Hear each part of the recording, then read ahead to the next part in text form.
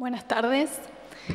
Muchas gracias. Me uno también a los panelistas del día de hoy, agradeciendo a la Cámara de Diputados, al Ministerio de Justicia y Derechos Humanos y a Parlamentarios para la Acción Global por esta invitación de hablarles hoy de la Corte Penal Internacional y de los derechos de las víctimas.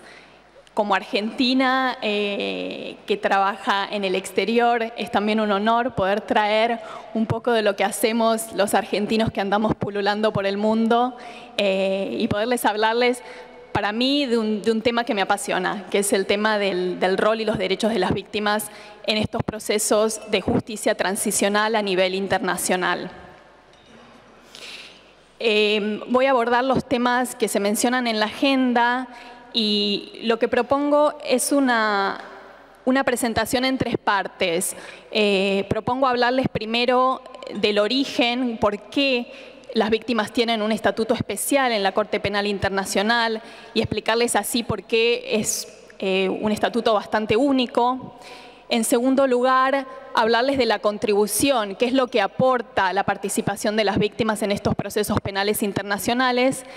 Y en tercer lugar, y ahí me voy a detener un poquito más, vamos a hablar de la implementación de los derechos de las víctimas y les contaré un poco de los desafíos y de los avances jurisprudenciales más recientes.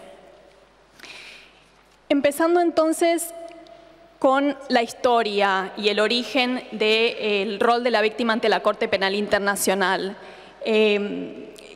Quisiera contarles, en primer lugar, que los tribunales anteriores de los que escuchamos hoy, el Tribunal para la Ex Yugoslavia, el Tribunal para Ruanda, no tenían en sus estatutos un rol para la víctima como el que conocemos ante la Corte Penal Internacional. Yo ahí lo redacté en un Spanglish. Antonia hablaba de portuñol, yo tengo mi Spanglish de hablar mucho en inglés y de trabajar en estos temas en inglés. Negligencia en el sentido de olvido, no en el sentido de responsabilidad. Estos tribunales de alguna manera olvidaron a la víctima. ¿Por qué? Porque sus estatutos estaban basados fundamentalmente en el sistema del common law, del derecho anglosajón, en el cual el rol de la víctima es más que nada el rol de testigo. Es un rol que no es independiente, en el cual la víctima no expresa su voz única y personal, sino que forma parte del caso de la Fiscalía. Y es una de las posibilidades que se dan en distintos ordenamientos jurídicos, de que la víctima no tenga un rol propio, sino un rol asociado al rol de las partes. Sin embargo, en el momento en que se estaba negociando el Estatuto de Roma, se advierte que se les podría dar a las víctimas otro rol que el que tenían ante estos tribunales, es decir, un rol inexistente.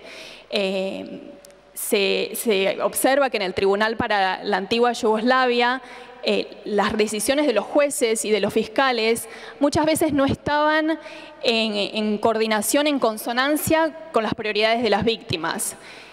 También algo que marcó mucho esta evolución en los derechos de las víctimas fue la cantidad de violencia sexual y el impacto de la violencia sexual en el genocidio de Ruanda, en el cual hubo muchas víctimas que fueron infectadas de SIDA y que morían por falta de tratamiento a medida que los procesos avanzaban. Incluso morían antes de ver a un imputado ser condenado. Al mismo tiempo, estos condenados, también infectados, recibían tratamiento médico en las cárceles. Y de esta manera se plantea una contradicción muy fuerte e impactante, en la cual que abre de alguna manera el camino a la discusión sobre el rol de la víctima, su participación y también al derecho de reparación que va a ser tratado en la presentación que sigue. Esta importancia creciente que se le da a la víctima en la negociación del estatuto no es casual, va acompañada de un movimiento de la importancia creciente de las personas, de los ciudadanos en derecho internacional público. el derecho internacional, que tradicionalmente rige las relaciones entre los estados, empieza a tener una mirada más cercana al rol de los estados en el cumplimiento de tratados de derechos humanos con relación a sus ciudadanos. Y así vemos, por ejemplo, en las últimas décadas, en los últimos años, casos ante la Corte Internacional de Justicia que trata de diferendos entre los estados que tocan no solo a esta relación entre estados, sino, como digo, a la relación entre un estado y sus ciudadanos. Ejemplos de algunos de los casos: el genocidio de Srebrenica, que se trata en esta corte, se trata también en una opinión consultiva, el caso del muro en Palestina, y también en medidas cautelares el caso de Hissène Habré, un dictador de Chad, en el que un Estado le pide al otro, de alguna manera le pide explicaciones sobre si los va a juzgar o no. Entonces vemos que esto es parte de una tendencia global.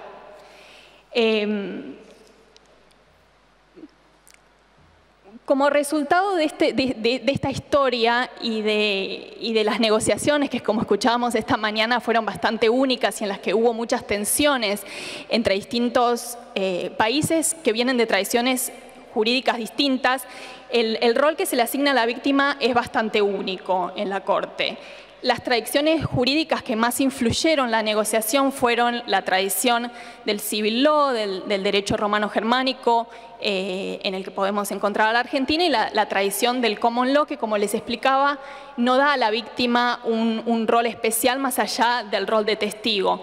En algunos países del common law se está empezando a abrir un camino y se le da a la víctima la posibilidad de participar, de hacer lo que se llama una declaración de impacto al final del proceso, al momento de la sentencia. Pero, como ven, es muy acotado con relación a lo que conocemos en el derecho, en lo que llamamos derecho civil, civil law o derecho continental europeo, que es un rol de la víctima que podemos caracterizar en algunos casos como querellante o parte civil, son los casos más conocidos. Sin embargo, el rol de la víctima ante la Corte Penal Internacional primero no es el de querellante, porque no tiene la capacidad de impulsar la instancia, y tampoco es el de parte civil. La Corte y su jurisprudencia es muy clara sobre el hecho de que la víctima no es parte, sino que es participante, es decir, que se asocia al proceso de manera accesoria. Y también se diferencia su rol de la parte civil en que la parte civil tiende más que nada a hacer un aporte con un interés en la reparación. Y en el caso de la víctima ante la Corte Penal Internacional se entiende que su contribución es al proceso de justicia. ¿Cuál es entonces el rol de la víctima? Puse en la pantalla el artículo 68, inciso 3, que es el artículo principal sobre la participación de víctimas, que voy a leer. Dice: la Corte permitirá, en las fases del juicio que considere conveniente, que se presenten y tengan en cuenta las opiniones y observaciones de las víctimas si se vieren afectados sus intereses personales y de una manera que no redunde en detrimento de los derechos del acusado o de un juicio justo e imparcial, ni sea incompatible con estos. Esto nos dice, primero, que el permitir o no la participación es una facultad de los jueces, pero que ese permiso se debe otorgar si los intereses personales de las víctimas se vieran afectados. Y ahí hago énfasis en el carácter personal del interés. No es un interés abstracto, no es el interés general de la sociedad de perseguir penalmente a los responsables, sino el interés personal. Y voy a volver a este punto en mi presentación. Segundo, este artículo nos dice que lo que las víctimas pueden formular son opiniones y observaciones. Y no dice si las mismas tienen que ser jurídicas o no. Y por último, en cuanto a la forma, en cuanto al cómo se lleva a cabo esa participación, dice que se tiene que hacer de manera que no afecte o sea incompatible con los derechos del acusado o imperativos de un juicio justo e imparcial. Volviendo a esta diapositiva, quería tocar el último punto. Yo les hablo de un carácter único y de alguna manera híbrido del rol de la víctima, producto de estas negociaciones en la fase de redacción del Estatuto de Roma. En definitiva, como vimos en la redacción del artículo, el artículo no dice mucho, el estatuto no dice mucho. Las disposiciones del estatuto se completan por otros instrumentos, como el reglamento de procedimiento y prueba. Pero en definitiva lo que sabemos, si leemos el estatuto sobre el rol de la víctima, es muy poco. El estatuto es bastante vago, de alguna manera como resultado de la delicadeza de ese compromiso entre tradiciones jurídicas distintas y también por la novedad de la disposición. Se dejan así los detalles o no tan detalles a los jueces y van a ser establecidos, han comenzado a ser establecidos por la jurisprudencia. Pasando al segundo punto de mi presentación, también en un Spanglish, valor agregado, el aporte de la participación de las víctimas, quería quizás de antemano responder a una pregunta que me hicieron muchas veces. ¿Para qué una víctima en un procedimiento de este tipo? ¿No basta con la fiscalía que representa el interés de la víctima? Mi postura personal, compartida por otros y por otros no, es que no basta. ¿Por qué? Porque una fiscalía internacional representa el interés de la sociedad, en el caso de la Corte Penal Internacional representa el interés de la comunidad internacional, que como lo ven es mucho más amplio y menos preciso que el interés personal de la víctima.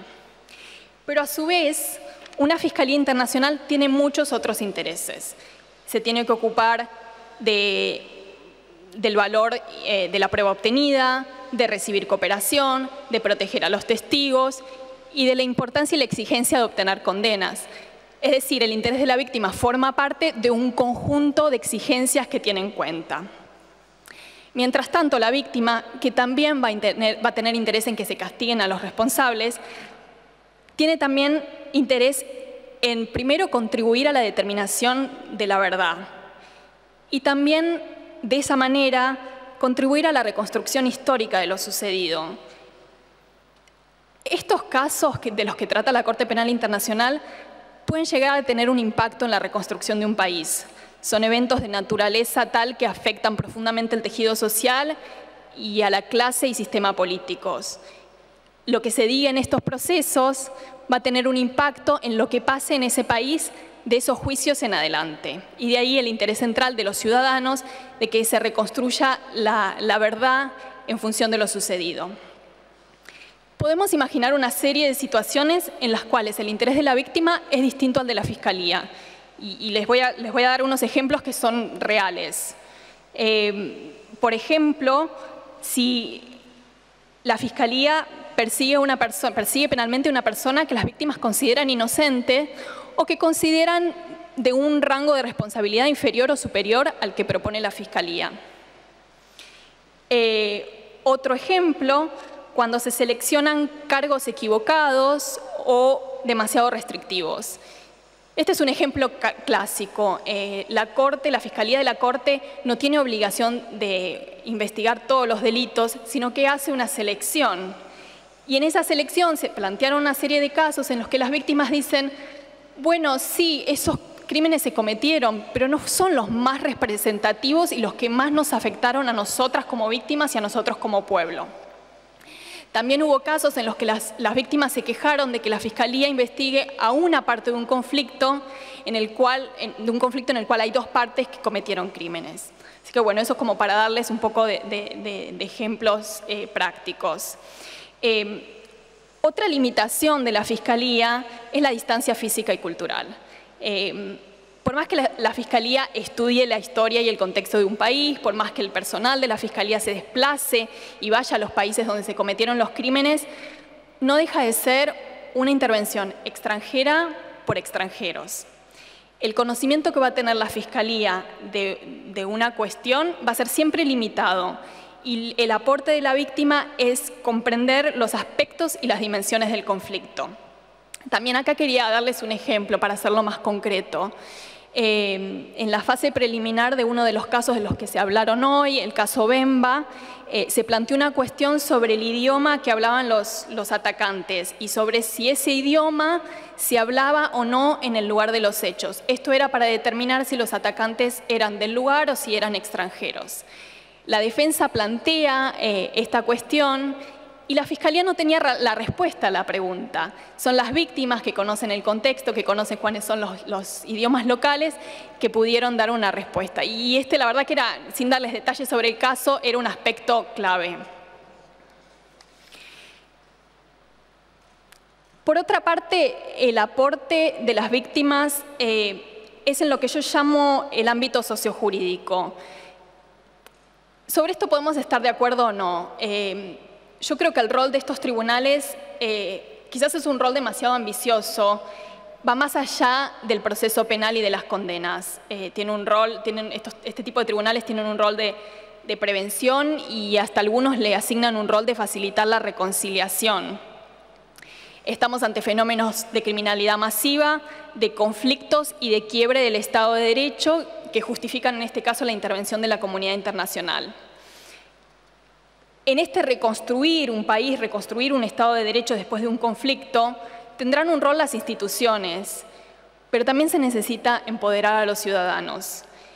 La participación, darle un rol a la víctima en los procedimientos, le da al ciudadano una experiencia directa de ejercicio de sus derechos que lo puede llevar a tener un rol más activo en el conocer, ejercer y reclamar sus derechos en otros ámbitos. Yo tuve la oportunidad de representar víctimas en uno de los casos ante la Corte y lo que recuerdo de esa experiencia con las víctimas de Kenia es el entusiasmo de que se les diera un lugar de participación en un ámbito del cual normalmente son marginadas y excluidas. Y por eso siempre pienso que el rol de esta participación no va solo en el resultado, sino en la forma en que se las haga participar, se las involucre. La misma palabra participación nos habla de un rol activo y de una intervención que va mucho más allá de la que tenían los ciudadanos en Yugoslavia y en Ruanda, que es un rol mucho más pasivo de saber lo que pasa pero no poder intervenir.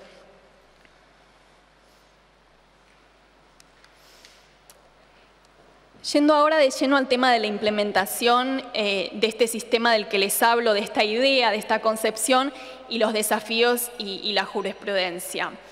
Voy a tocar 3 puntos, me voy a detener más que nada en la participación, después voy a hablar muy poco de la representación legal y al final voy a hacer un ensamble con la próxima presentación sobre reparaciones. A ver, imagínense, el sistema de participación es todo nuevo para todos, porque no es realmente lo que conocíamos en los sistemas de derecho continental y tampoco es lo que conocen los anglosajones. Es un sistema único, sin antecedentes, en el cual cada uno tiene su interpretación y eso incluye a los jueces de la Corte que vienen de tradiciones jurídicas distintas y que hacen su interpretación del estatuto. Esta falta de claridad y de alguna manera apertura a posibles interpretaciones permea prácticamente todos los desafíos que enfrenta la Corte en sus años iniciales en el tema de derechos de víctimas. Desde la información a las víctimas, cómo explicarle a las víctimas qué es la participación, si realmente lo estamos determinando, hasta las modalidades prácticas, cuáles son los derechos procesales que se les reconocen a las víctimas. Para adentrarnos en cómo la Corte implementa la participación, quería recordar los desafíos prácticos. Como les decía antes, hay una distancia física, una distancia entre La Haya y las zonas donde se encuentran las víctimas, que como lo dijimos hoy, los casos que se llevaron hasta ahora son de África, pero incluso si un día la Corte trabaja sobre América Latina, estamos realmente muy lejos. Y esta distancia no es solo física, sino también cultural, porque puede haber concepciones distintas del sistema tradicional de justicia, del rol de los tribunales, de la reconciliación, de las reparaciones. Otra realidad es la cantidad de víctimas. Estamos ante fenómenos de victimización masiva, hablamos de miles de millones, perdón, de miles, de cientos de miles y a veces de millones de víctimas. También para darles algunos ejemplos, en el caso Bemba participaron más de 5.000 víctimas, en el caso actual, el caso contra Ongwen, están participando más de 4.000 víctimas y esto a veces puede ser una parte ínfima de las personas que fueron victimizadas. Y por último, en cuanto a desafíos prácticos, yo hablo de sensibilización. Se pueden imaginar que para que las víctimas puedan ejercer estos derechos, primero se tienen que enterar. Y eso no es tan fácil. La Corte lleva a cabo incluso actividades de capacitación y de información a las víctimas y hay obviamente limitaciones como el analfabetismo, la marginalización social de distintos sectores. Ahora bien, ¿cómo se implementa este sistema en la práctica? La administración de la participación se hace a través de una solicitud de participación por medio de un formulario. Las víctimas llenan un formulario que la Corte procesa y los jueces deciden, en función de esa solicitud, si se autoriza o no se autoriza a la víctima a participar. Como les decía, todo esto cuando empezó, la misma Corte estaba tratando de ver cómo lo implementaba. El primer formulario tenía 17 páginas y les aseguro que hasta yo que trabajo en esto hace 10 años no lo podía entender. No hubiera sabido cómo llenarlo si lo tenía que llenar como víctima. Era complejo, con informaciones que eran superfluas, con mucha repetición. Después la Corte lo redujo, hizo un formulario de menos de la mitad de páginas y actualmente en una revisión ulterior existe un formulario de una página solamente.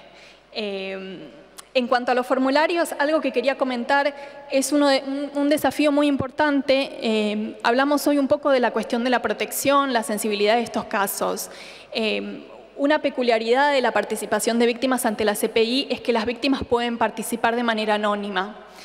Esos formularios generalmente tienen información que identifica a la víctima y para permitir su protección se los tiene que anonimizar, se tienen que expurgar las partes que identifican a la víctima. Ese proceso es bastante costoso, lleva tiempo y recursos y es uno de los factores que hace que la participación de víctimas tenga ciertos retrasos que afectan tanto a la Corte como a las víctimas. Los aspectos legales que voy a tratar me queda poco tiempo, voy a tratar de pasar de manera bastante rápida y bueno, quizás los otros puntos los dejamos para la discusión. Aspectos legales, quiénes, cuándo, dónde y cómo. ¿Quiénes son las víctimas? ¿Quiénes son esas personas que tienen un interés personal? Son personas físicas y ciertas categorías de personas jurídicas. Para ser considerado víctima ante la Corte hay que probar la identidad y haber sufrido un daño directo como resultado de un crimen de competencia de la Corte. Es decir, probar el daño, probar un nexo causal con, tercer punto, un crimen de competencia de la Corte. Pero en la práctica, para determinar que existe un interés personal de participar en los procedimientos, ese nexo causal no es con crímenes de competencia de la Corte de manera general, sino con los crímenes que se seleccionan para la persecución penal. Por ejemplo, si a una persona se la persigue por homicidio y se sospecha que esa persona cometió tortura, pero la Fiscalía decide no perseguirlo penalmente por tortura, la víctima de tortura no va a poder participar en los procedimientos. También tiene que haber relación con los incidentes que la Fiscalía identifica. Por ejemplo, si la Fiscalía persigue penalmente a una persona por tortura en los centros de detención A y B, la víctima que fue torturada en el centro de detención C no va a poder participar. Esto para darles una idea de lo limitativo que puede ser el proceso de participación. El cuándo es menos interesante lo dejamos para la discusión si quieren. El dónde, a mí siempre me interesa mucho porque me parece que estos procesos no se dan solamente en sala de audiencia. Estos procesos se dan también en los lugares en los que las víctimas residen.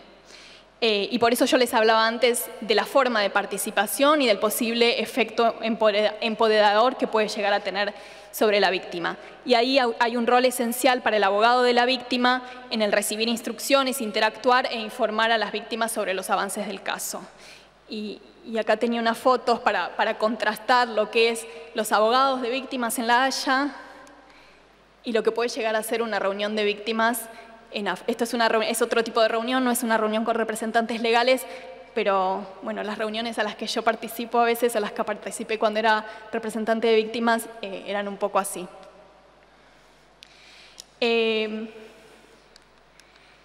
Volviendo al cómo, señalar de manera muy rápida que la participación se realiza mayoritariamente por medio de un abogado, pero que existe la posibilidad para un número muy limitado de víctimas de participar personalmente y de ser escuchadas por los jueces.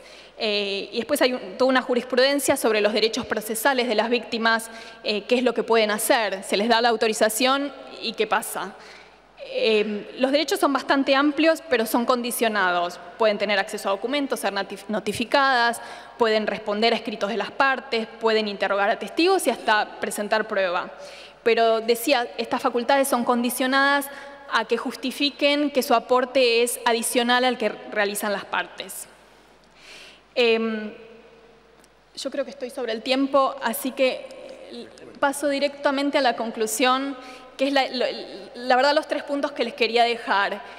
Es un sistema novedoso, es un sistema con múltiples desafíos y es un sistema en construcción. La Corte tiene un poco más de 10 años y estos sistemas son sistemas que se construyen en décadas. A veces los que trabajamos en este tema nos da un poco de frustración el hecho de no poder ver resultados concretos en poco tiempo, pero es un poco la naturaleza de lo que hacemos. Gracias.